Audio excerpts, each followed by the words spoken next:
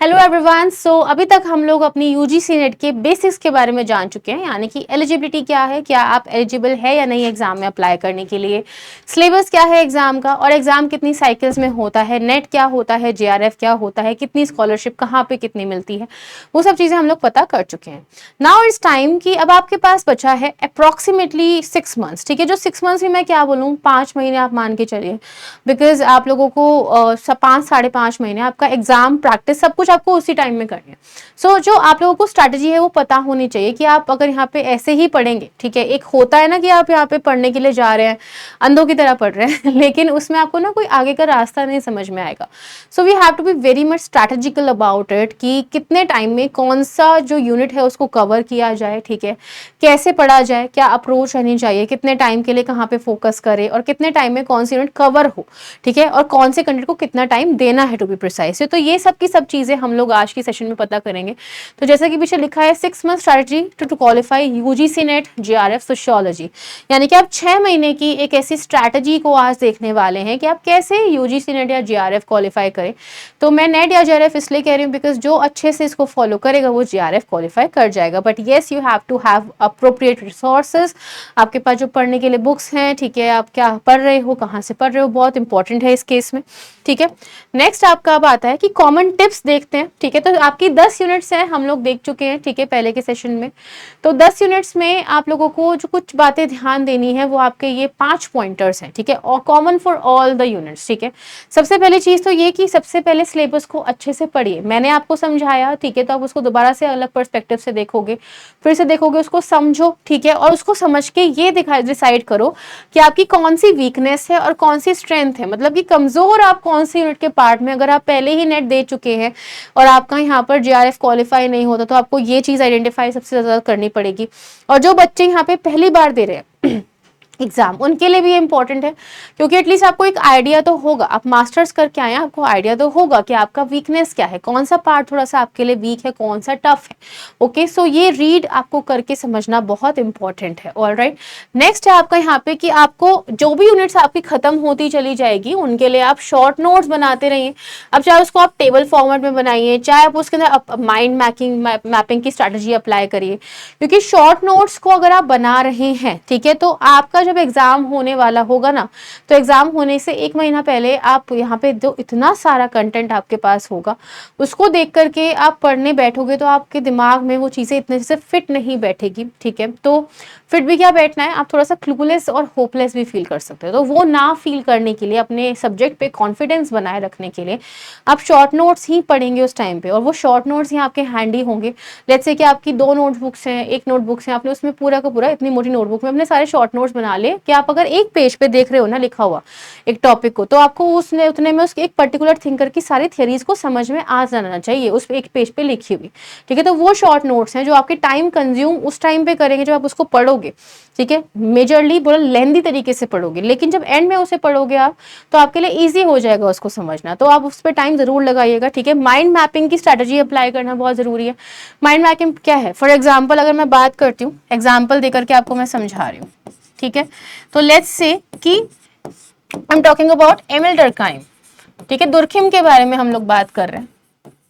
ठीक है, तो एमिल डर्कहाइम जो है उनके लिए मैं एक माइंड मैपिंग बनाऊं तो ये क्या है, सबसे पहले तो एक फंक्शनलिस्ट है, ठीक है, प्रकार्यवादी है। ऑलराइट, प्रकार्यवादी होने के बाद अगर मैं यहाँ पे बात करती हूं तो इन्होंने ही सबसे पहले फर्स्ट फॉर्मल डिसिप्लिन सोशियोलॉजी का एस्टैब्लिश किया था, यानी कि सबसे पहला औपचारिक डिसिप्लिन, औपचारिक अनुशासन सोशियोलॉजी का इन्होंने डेवलप किया था। कहाँ, यूनिवर्सिटी ऑफ बॉर्डियो में, कौन से साल में, 1895 में। और यहाँ पे आप लोग क्या बनाएंगे, उसी टाइम पे यहाँ पर इन्होंने क्या किया था, एक बुक भी पब्लिश करी थी जिसका नाम था the rules of sociological method. तो ये आपके लिए क्या होगा, एक टाइमलाइन बनता रहेगा। ठीक है, और इसको पढ़ करके ना आपके दिमाग में इतने अच्छे से चीजें बैठेगी जैसे कि एक स्टोरी चल रही है। ठीक है, तो ये बुक भी उसी साल पब्लिश हुई और उसी साल आपका सेम डिसिप्लिन भी पब्लिश हुआ, तो आपको आपको ऐसे अपने एरो बनाते बनाते माइंड मैपिंग का जो है प्रोसेस करते जाना है, ठीक है। थिंकर्स के लिए मेजरली ज्यादा इंपॉर्टेंट है। ऑलराइट, उसके बाद आपका जो पूरा सिलेबस हो जाएगा तो आपको जितने भी PYQs या जितने भी आप क्वेश्चंस या मॉक्स लगाएंगे तो उसमें ध्यान रखिएगा, एक क्वेश्चन है, ठीक है, उसके 4 ऑप्शंस है। ओके, तो आपको पता है कि सही ऑप्शन तो एक ही होगा ना, एक ही ऑप्शन सही होगा, लेकिन जो रिमेनिंग के 3 गलत ऑप्शंस है उसको भी स्टडी करिए, उसको भी रीड करिए, क्योंकि उससे क्या होगा, अगर आप लोगों के यहाँ पे कोई टॉपिक है, ठीक है, जो आपको शायद क्वेश्चन नहीं आ रहा हो, ठीक है, आपको पता है अगर बाकी 3 थिंकर्स के या 3 ऑप्शंस के बारे में, तो विच इज फाइन। अगर नहीं पता है तो आपका यहाँ पे 2 टॉपिक्स रेडी हो जाएंगे, अप्रोक्सीमेटली 2 टॉपिक्स रेडी हो जाएंगे एडिशनल एक क्वेश्चन को सॉल्व करने से। तो ये अप्रोच आपको जरूर चलाना है। और साथ में अगर आप थियरी पढ़ रहे हो तो प्रैक्टिस उसके साथ चलती रहनी चाहिए। अगर यूनिट 1 करी है, यूनिट 1 के आपने क्लासिकल सोशियोलॉजिकल थिंकर्स कर लिए हैं, ठीक है, तो आप उनकी सारी क्वेश्चंस की प्रैक्टिस भी साथ साथ करते रहे, क्योंकि तभी आपके दिमाग में एक क्या कहेंगे बैलेंस बनेगा। मतलब कि स्टूडेंट्स के बहुत क्वेश्चंस आते हैं चीज में कि मैम पढ़ तो सब रखा है, क्वेश्चंस लगाते हैं तो हो नहीं पाते सॉल्व। वो इसलिए नहीं होते बिकॉज आप बहुत एंड टाइम में जाके क्वेश्चंस को सॉल्व कर रहे हो। आपको यूनिट 1 के साथ ही, मतलब कि जो आप यूनिट पढ़ रहे हैं, let it be unit 3 as well, unit 4 as well, whatever unit it is, ठीक है, आपको उसके साथ ही यहाँ पे पैरेलली क्वेश्चंस की प्रैक्टिस करते रहनी है, ठीक है। नेक्स्ट आपका यहाँ पर आता है कि क्या होनी चाहिए आपके 1 से 1.5 महीने की स्ट्रैटेजी। तो हम लोग अगर इसकी बात करें तो फाउंडेशन और बेसिक्स आपको अच्छे से इसमें हो जाने चाहिए कवर। तो आप बेसिक्स की बात समझ पा रहे होगे, फाउंडेशंस की बात समझ पा रहे होगे। I am not talking about यहाँ पे बहुत बड़ी बड़ी लेंथ आगे की यूनिट्स के बारे में कि 4th 5th पे जाओ। स्टार्टिंग हम लोग यहाँ पे अगर देखें तो आइडियल यही है कि यूनिट 1 से स्टार्ट करें, पर उससे पहले पहले एनसीईआरटी को रीड करके रख लीजिएगा, जो मैंने आपको बताया। ये कॉमन टिप्स मैं आपको समझा चुकी हूँ ऑलरेडी। तो देखते हैं हम लोगों की क्या यहाँ पे स्ट्रेटजी रहने वाली है। तो सोशियोलॉजिकल थियरी, सोशियोलॉजी थियरी जो है आपकी मेजर यूनिट है यूनिट 1। तो मेरी यूट्यूब की क्लासेस भी आपके ऐसे ही अलाइन होकर के चलेगी, ठीक है। सो आपको यहाँ पे सबसे पहले इवोल्यूशन को पढ़ लेना है, ठीक है। आपके बेसिक्स आपको अच्छे करने हैं, कैसे सोशियोलॉजी डेवलप हुआ, उसमें काफी सारे से छुपे हुए थिंकर्स हैं, ठीक है, जो कि आपके एग्जाम के सिलेबस में नहीं मेंशन, तो वो भी आपको यहीं पे कवर करने हैं, ठीक है। जैसे एग्जांपल के हैरियट मार्टिनी, ठीक है, जो कि फर्स्ट फीमेल सोशियोलॉजिस्ट थी। जॉर्ज सिमिल, ठीक है, इंटरप्रेटिव ट्रेडिशंस के हैं, व्याख्यात्मक परंपरा ये भी फॉलो करते हैं। तो वो आपकी परंपराएं क्या हैं वो आपको मेरे साथ क्लासेस में जुड़े रहने पे पता लगता रहेगा धीरे धीरे, ठीक है। नेक्स्ट है आपका यहाँ पे आपको फोकस करना है अच्छे से क्लासिकल सोशियोलॉजिकल थिंकर पे, because these are evergreen guys. इन पे हमेशा क्वेश्चंस इतने ज्यादा आते हैं, आप यहाँ पे मान लीजिए कि ये तो बिल्कुल छूटने ही नहीं चाहिए। अगर नहीं अच्छे से आते तो अच्छे से कर लीजिए, ठीक है। कंटेम्प्रेरी थ्योरीज पे बहुत ध्यान दीजिएगा, ठीक है। स्ट्रक्चरल फंक्शनलिज्म उसके बाद करिए, फिर सिंबॉलिक इंटरेक्शनिज्म पे जाइए, फिर कॉन्फ्लिक्ट थ्योरीज भी करिए साथ में। मतलब कि जितने भी आपके ट्रेडिशंस हैं उनको 1 by 1 फॉलो आप करते रहिए, क्योंकि इसमें आपको पहला थिंकर अगर आप कर लोगे, लेट्स से कि आप सीधा पहुंच गए कि चलो मैं तो उत्तर आधुनिक के विचारकों को पढ़ूंगा या पढ़ूंगी, नहीं काम करेगा।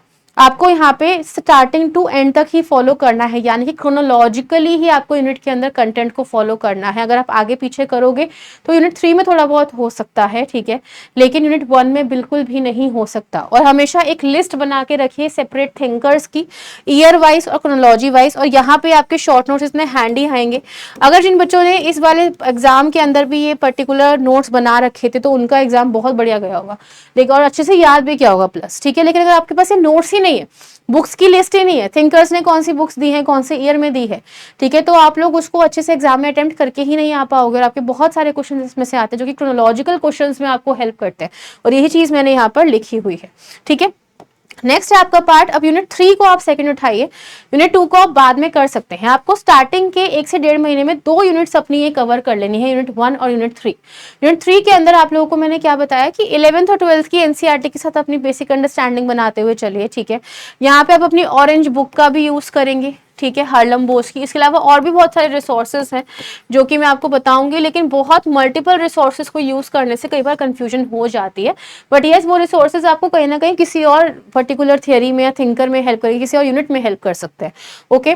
तो आप यहाँ पे देखिएगा कि थिंकर बेस्ड डिवीजन आपको बनाने हैं इसमें भी। फॉर एग्जाम्पल कि आप यहाँ पर बात करें, लेट्स से कि मैं कास्ट के टॉपिक के बारे में पढ़ रही हूँ, तो कास्ट के बारे में किस किस ने बात करी है। लेट्स से कि मैंने यहाँ पे लिख दिया लुई डुमॉन्ट ने करी है, ठीक है, सबसे पहले मैंने इनका नाम लिख लिया, तो इन्होंने क्या बोला है वो चीज आगे लिखी, ठीक है। उसके अलावा आपका यहाँ पे ऑनरे बेटले आ गए, ठीक है, उनके बारे में हम लोगों ने लिखा। तो ये सब के सब थिंकर्स के बारे में आपको लिखते रहना है कि कास्ट के अंदर कौन कौन से थिंकर्स है। और यही चीज मैंने यहाँ पे बताई है कि जो टॉपिक है, पहले हम लोग क्या करे थे यूनिट 1 में, थिंकर के हिसाब से हम लोग उनकी बुक्स को लिख रहे हैं, पर यहाँ पे हमें क्या करना है, टॉपिक के हिसाब से, कंसेप्ट के हिसाब से उनकी बुक्स को लिखना है, ठीक है, या थिंकर्स के नाम लिखने हैं। तो लुई डुमोंट है, ठीक है, होमो हेरारिकस इन्होंने फॉर एग्जाम्पल किताब दी है, तो वो आप यहाँ पे लिखोगे और उसके आगे होमो हेरारिकस लिख देंगे, ठीक है। तो आप जितने भी यहाँ पे टॉपिक्स को पढ़ोगे उसके अंदर आप लोगों को बताना है। देखो पहले सिंपल सी बात है, कास्ट क्या होती है, कास्ट क्या होती है यहाँ पे लिख दिया, ठीक है। सर्टिफिकेशन का सिस्टम है, इंडिया में देखने के लिए मिलता है, हिंदुइज्म से रिलेटेड है, वहीं से ओरिजिनेट हुआ है, ठीक है। अब थिंकर्स की बात करें तो पहला थिंकर है लुई डुमोंट, उन्होंने क्या बोला उसके बारे में अच्छे से आप लोगों ने पढ़ लिया, ठीक है। तो ये इस तरह के नोट्स आपके यहाँ पर होने चाहिए, बिकॉज थिंकर के आपको पॉइंट ऑफ व्यू ध्यान रखने हैं। Plus do not forget about criticism कि किसने क्या आलोचना करी है, जैसे कि सोशल स्ट्रैटिफिकेशन यानी कि सामाजिक स्तरीकरण की बात हम करते हैं, तो कास्ट का टॉपिक है आपका, ठीक है, मतलब कास्ट आपका स्तरीकरण के अंदर ही आता है। तो हम लोगों को यहाँ पे कहते हैं कि स्तरीकरण पॉजिटिव है, ठीक है, सकारात्मक माना गया है, लेकिन कोई ना कोई तो विचारक आएगा ना जो कहेगा कि नहीं ये तो गलत बात है, स्ट्रैटिफिकेशन तो अच्छा है ही नहीं सोसाइटी के लिए। तो आप लोगों को अगर किसी थिंकर का पॉइंट ऑफ व्यू लिखना है, लेट्स से कि आप यहाँ पे सोशल स्ट्रैटिफिकेशन का टॉपिक पढ़ रहे हो, ठीक है, किसने फंक्शनल पॉइंट ऑफ व्यू दिया है, यानी कि आपका प्रकार्यवाद पॉइंट ऑफ व्यू किसने दिया, फंक्शन होता है स्तरीकरण का, तो आपने उस टॉपिक को लिख दिया। अब यहाँ पे उसके नीचे ही आप लिखिए कि आलोचना किसने करी है, क्रिटिसिज्म किसने किया है, तो उसको भी आप यहाँ पे सामने लिख दीजिए। तो आप लोग एक टॉपिक के अंदर अपने थिंकर्स को डिवाइड कर देंगे तो आपके लिए एंड में उसको याद करना बहुत ईजी हो जाएगा, ठीक है। नेक्स्ट आता है आपका 1.5 से 2 महीने यानी कि अब आपके 15 दिन जो है, ठीक है, यहाँ पे कितना किसी पे फोकस करना है आपको।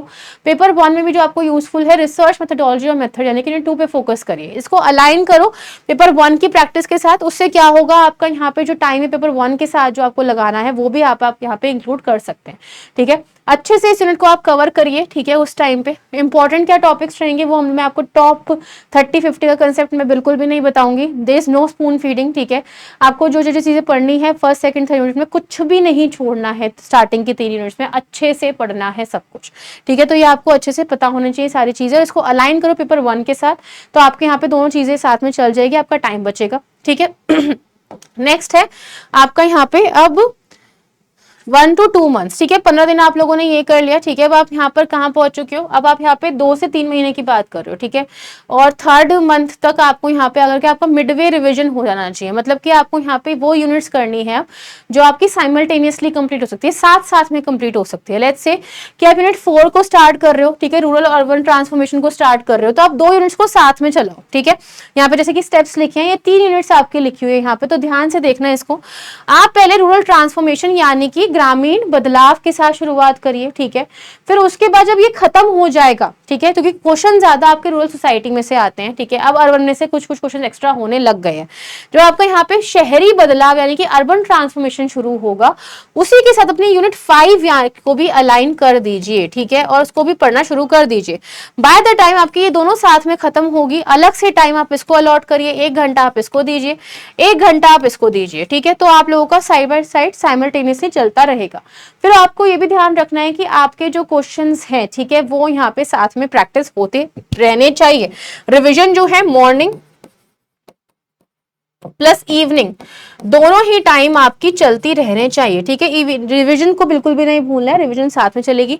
आपकी यूनिट 4 एंड हो जाएगी, ठीक है, तो आपको क्या करना है यहाँ पे कि यूनिट 5 अभी भी चल रही है, ठीक है। यूनिट 4 के साथ आपने 5 को स्टार्ट कर दिया, फिर 5 अभी भी चल रही है तो 6 को फिर उसके साथ अलाइन कर दो।